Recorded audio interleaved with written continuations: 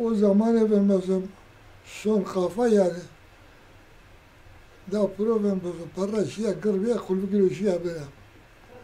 Şia bine ki efendim zay keşiş yok. Senede hobiya Ja. efendim maçına kuzey kerde kısmet diye.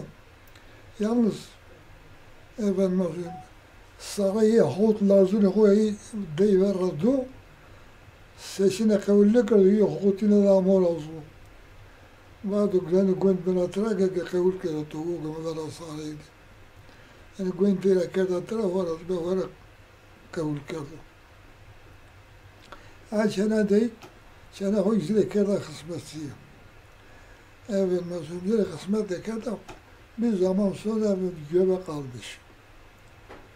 Gebe kalınca mesela komşular demiş ki senin kızın senin evinden mesela.